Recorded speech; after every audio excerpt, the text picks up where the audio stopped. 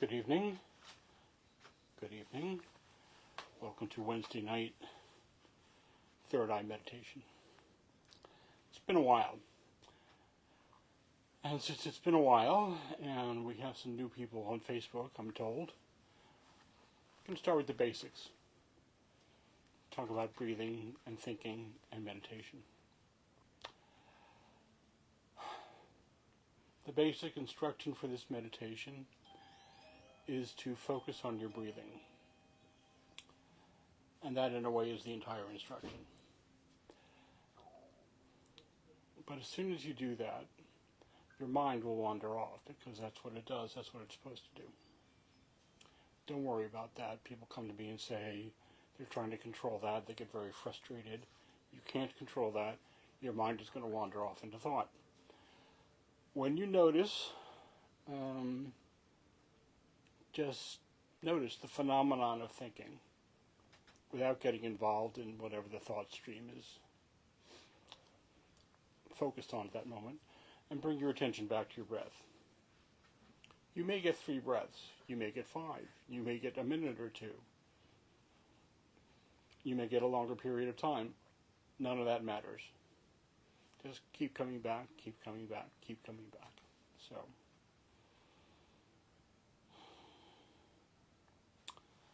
let's begin by finding a comfortable meditation posture.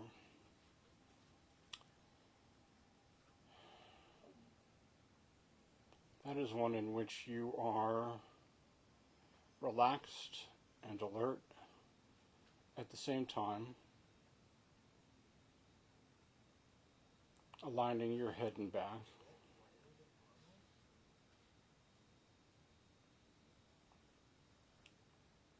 If you're sitting, just sitting with your back straight in its natural curve, not like rigid.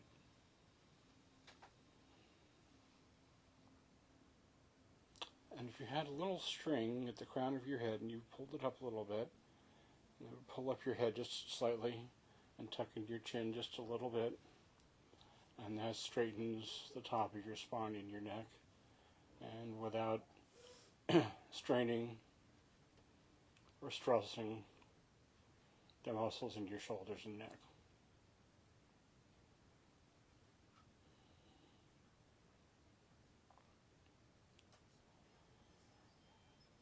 And let's start by taking a few slow, deep breaths.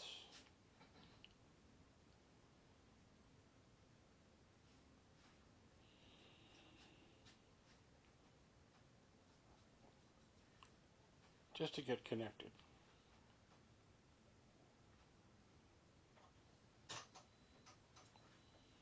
Long, slow, deep breath in.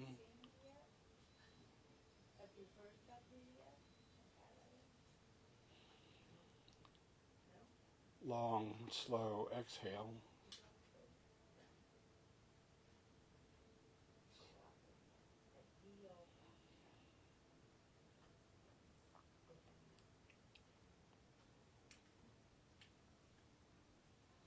Breathe in, about 3/4 full. Breathe out.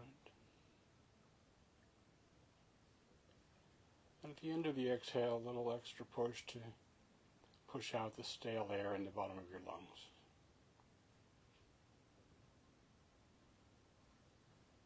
And as you breathe out, let's begin the process of relaxing and softening.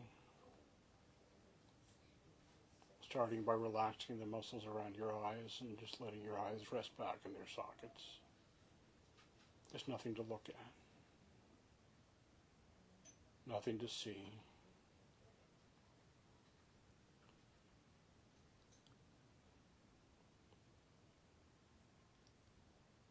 Letting your breathing return to normal.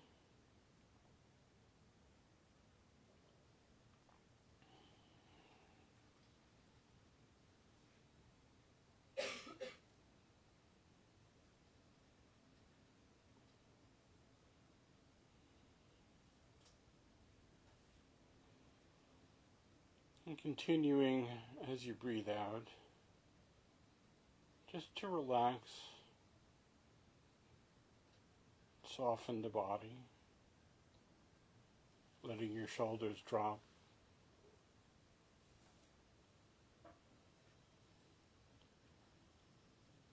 Relaxing the muscles in your shoulders and in your chest to whatever degree you can.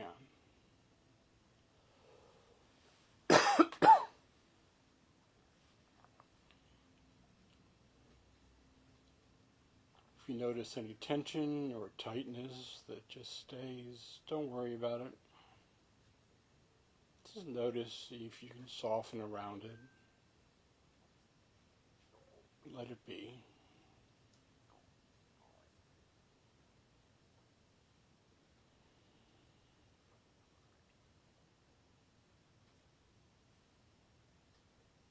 Relaxing the muscles in your belly, just letting it hang. We often hold our bellies tight, especially when we're tense. This is a soft belly practice.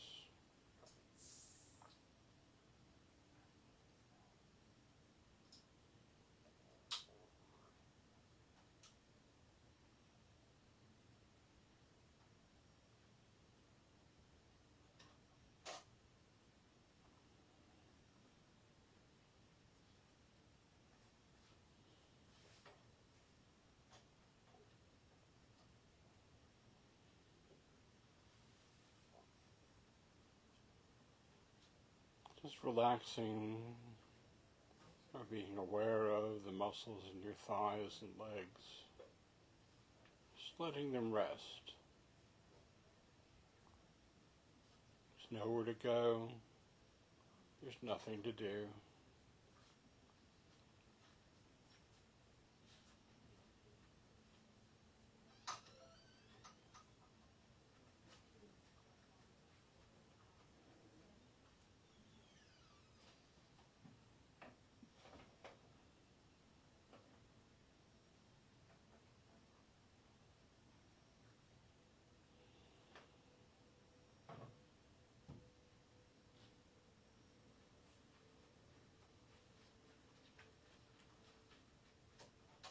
And let your attention come to your breathing.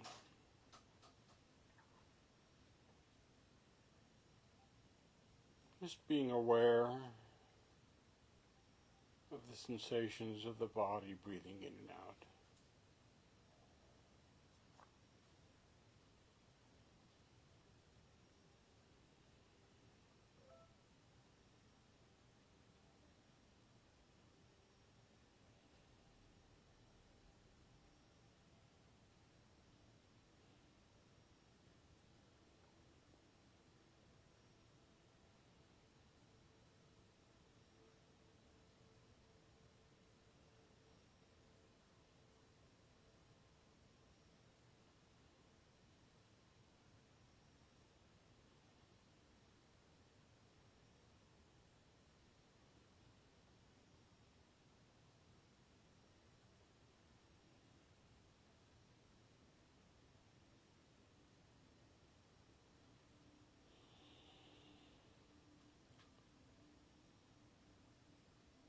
Just bring your focus and your attention to the breath.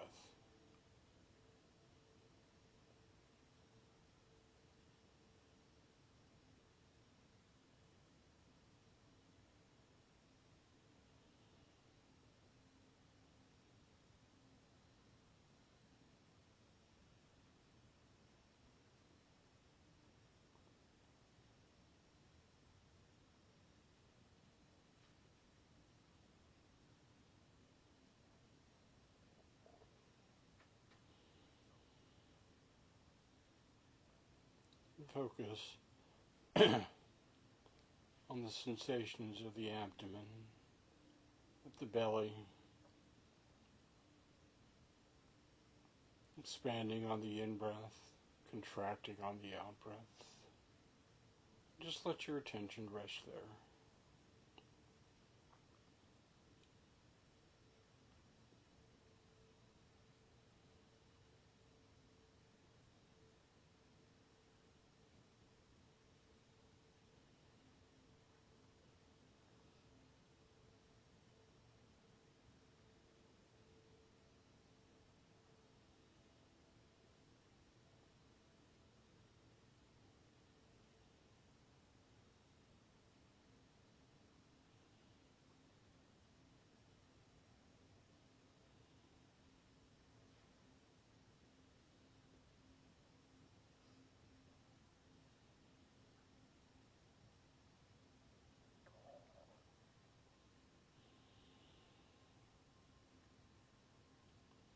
breathing in, aware of breathing in.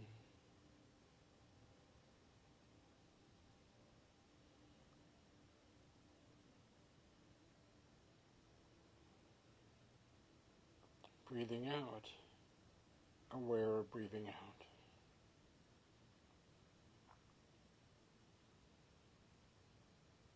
Not trying to control the breath or do anything with it, just accompanying it with your attention.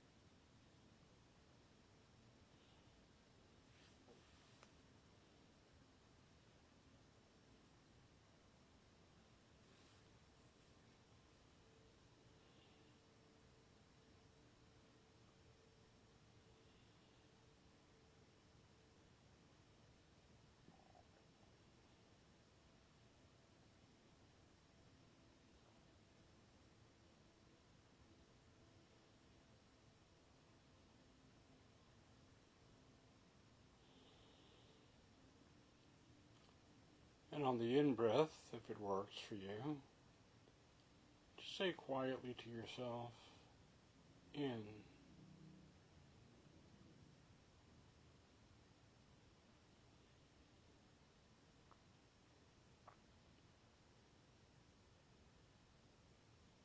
And on the out-breath, just say quietly to yourself, out.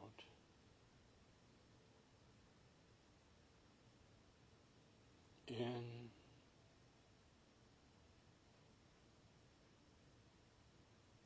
out.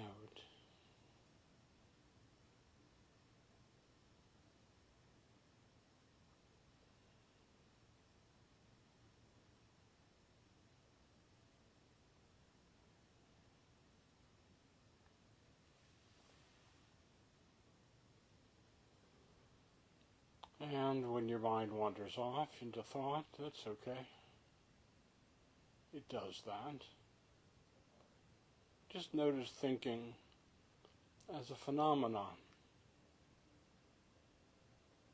without getting involved in whatever the thought stream is focused on. Just thinking itself. Just acknowledge it and start again with the breath.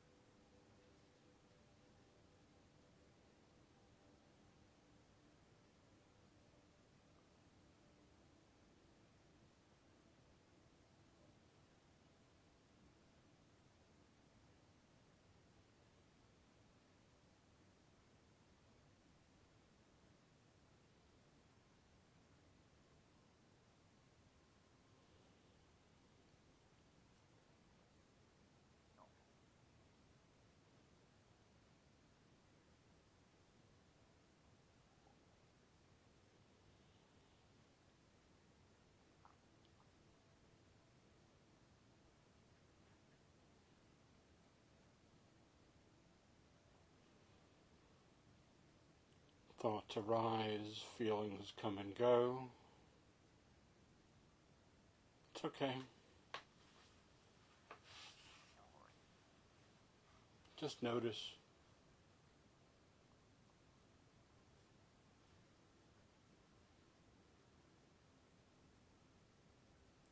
And start again with your focus on the breath.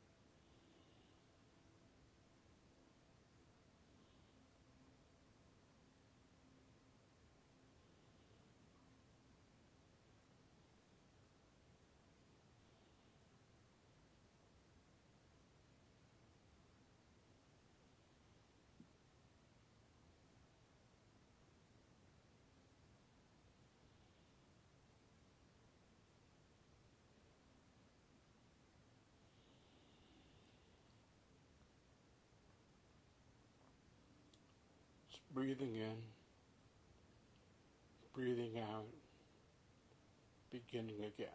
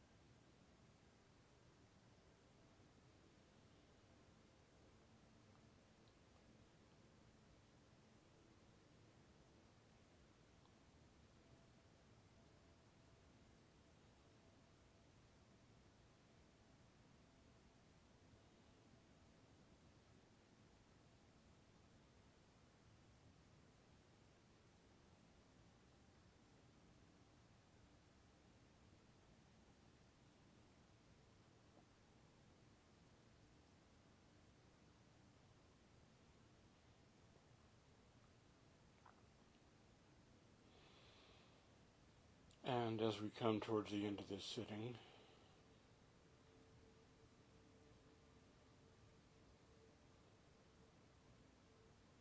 may the benefits of this practice help you to move through your days with a little more kindness and centeredness, to see the world through kind eyes.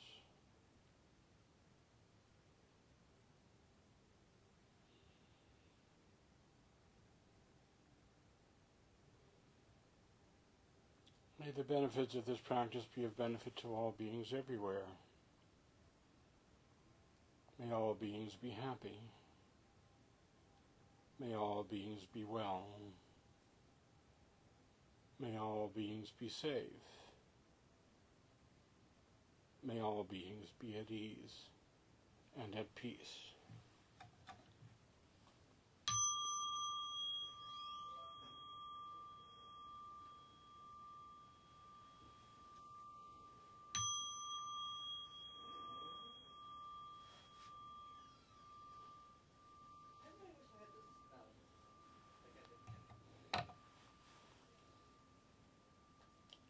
Thank you for your practice.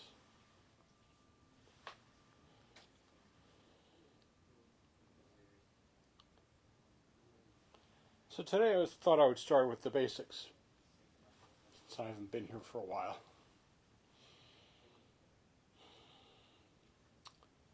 This particular practice began with the Buddha and stayed native to India until eventually made its way to Sri Lanka and Burma,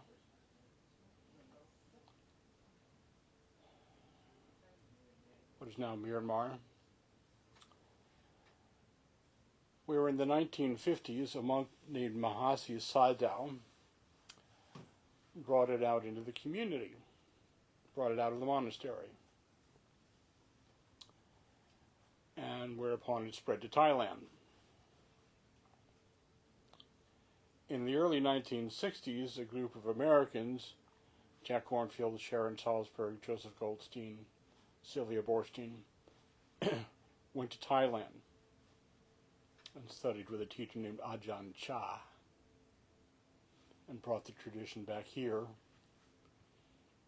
and started the Insight Meditation Society in Barre, Massachusetts. And now there's little pockets of Insight Meditation groups all over the country, including this one. The basis of Insight Meditation, also known as Vipassana, is to bring your attention to the present moment, because that's where your life is actually happening. And we do that by focusing on the breath, because that brings us is the easiest way to come into the body. The mind for any Doctor Who fans out there, is a TARDIS. It can go anywhere in time and space. It'll float you back to yesterday, rehash, whatever, the memories of a concert you went to 10 years ago. It'll float you into tomorrow with whatever you're planning or whatever you might have anxiety about. The mind is not a physical object. It's not a corporeal object. It can do that. The body is a physical object. It cannot exit the present moment. So when we focus on our breathing and keep coming back, keep coming back, keep coming back, we keep coming back to the present moment. And mindfulness is the art, and it isn't art because you have to practice your art. Eric Clapton has been known to practice 12 hours a day. You practice your art. It's the art of being present with whatever is happening in the moment without judgment, without separating our experience into I want it, I don't want it, without clinging, without rejecting. It takes a lot of practice. Because we walk through most of our lives kind of like in the perpetual ping pong game, or it's like stalking the wild pendulum. I'm okay, I'm not. This is okay, this isn't. This is okay, so I'm okay. This is not okay, so I'm not okay. Just like stalking the wild pendulum.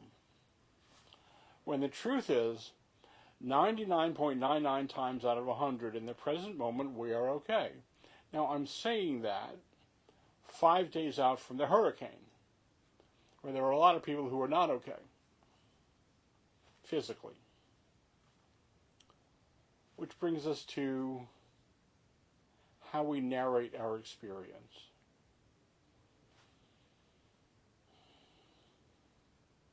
Our experience is in two parts. Here's what happens. Here's what we tell ourselves about what happens.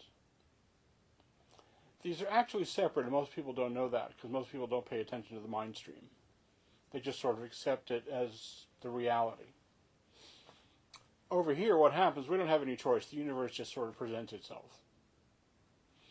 Over here, the Hopi Indians like to believe, in every situation, they have 88 possibilities. I don't know how they came up with that. I don't really care. I just like it. They have a ritual where somebody will jump up and down on one leg until they can name all 88. Not going to ask anybody to do that, but if you do, make sure we have video. So over here, here's what happens. Here's what we tell ourselves about what happens. There was a hurricane. Oh my God, it's horrible. There was a hurricane. I'm still standing and I have all my body parts intact. I read a story once about another natural disaster, and the psychologist who went to do, the attitude survey is what he called it, basically came upon two sets of people. There was this set of people who were more traumatized, and their narrative is somebody has to do something, this is terrible, it shouldn't have happened. Somebody, the government, whoever, needs to come and rescue us and make us all better. Over here, there was a different attitude of, okay, this is hard, it's painful, but life is hard and painful sometimes, and I'm still essentially okay. I have all my body parts connected. I'm not in the hospital. And this is a temporary state, because all states are temporary. Now, that's a little extreme, and I'm not going to suggest that anybody living on the other side of Highway 19 just slip into that. But it's an example of how we can manage our thought stream to regulate our experience of whatever we're experiencing. I have a situation with my right eye. Don't know what happened, just one day it just started to hurt. It's been going on for years. Some mornings it's going to be bad, it's going to be in the morning usually or late at night. And I have found that I can meet that with, ugh, what a nuisance, and get really strung out about it, and then I'm like really tense and sad and a little depressed. Or I can meet that with, oh, here's this again.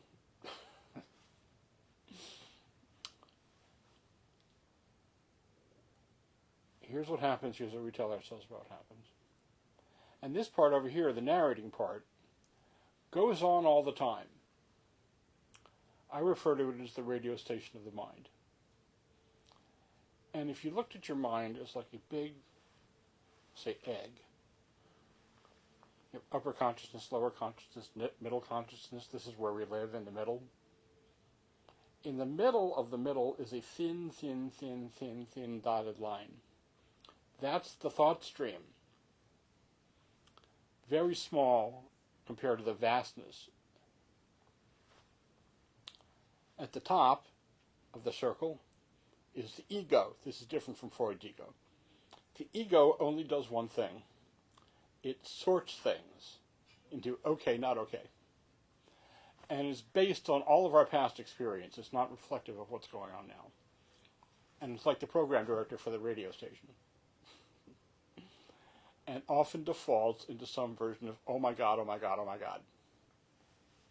That's fine.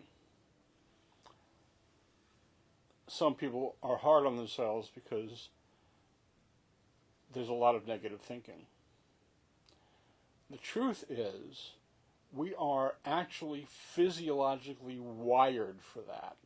There's evolutionary neurobiology. The thought stream defaults negative. It's just going to do that. That's a topic for a whole other talk about how that came about. But if you just accept that part, then we can look at that when we notice, and mindfulness is about, oh, I notice I'm thinking. Taking the exercise of meditation out into the rest of our lives. We notice, and we say, I don't want to go down that road. I'm not going to do that. And we can come back and say, I'm okay. And sometimes we have to remind ourselves all the time, I am in fact okay. Nothing weird is happening, nothing weirder than usual is happening to me in this moment. That is not the default set of the narrative discursive mind. And if you listen to that, really pay attention to the thought stream, the radio station. It has certain qualities. One thing is it's not even interesting. It never offers any new information.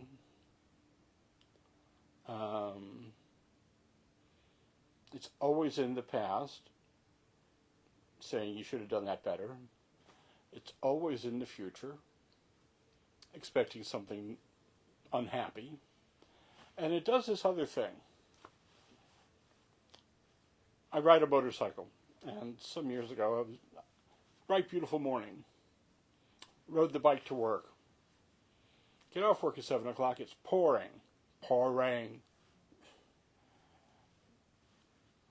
Now I have to get home. So I'm riding up Auburn Boulevard in Sacramento, and I'm wet, and I'm cold, and I'm really unhappy.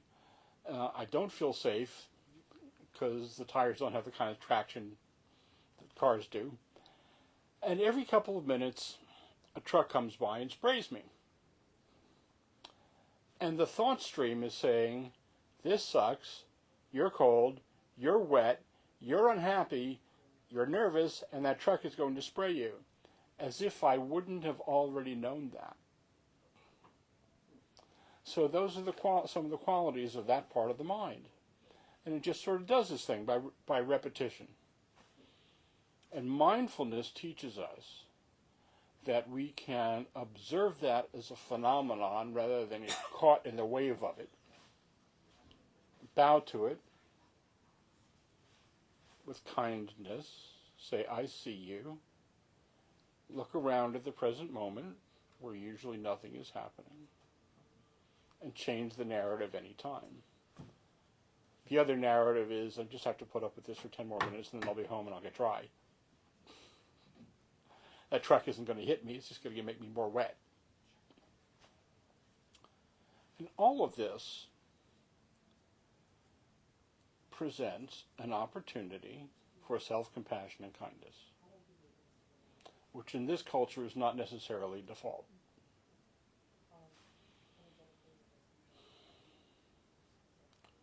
I don't know of any difficult situation that can't be made worse by being hard on yourself. And the mind, since it defaults negative, also naturally defaults to being negative about whatever's happening with us at the moment. But the other thing to remember about the thought stream, it makes us feel like we're in whatever it is we're thinking about. But the thought is not the thing. The thought is not the thing we're thinking about. The truth is, what's happening is we're sitting here now in this moment, and what I'm thinking about is not in fact happening at all. It only feels like it's happening because the thought stream triggers, chemical reactions in the brain.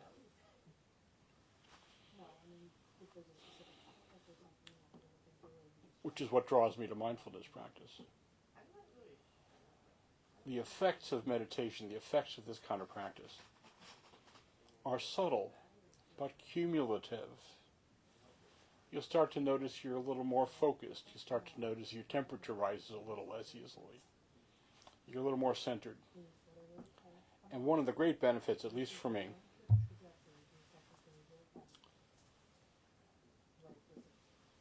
is I can see much more quickly when my thought stream is taking me off the rails. And say, I don't want to do that. One of my favorite writers on this subject is a woman named Jeannie Dupro, and she wrote this outstanding essay on meditation and fear.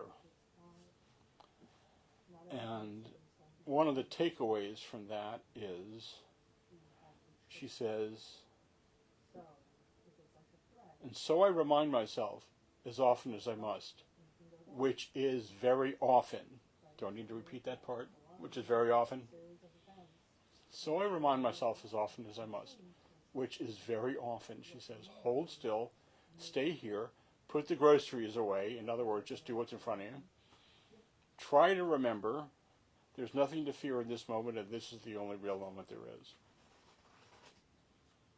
So,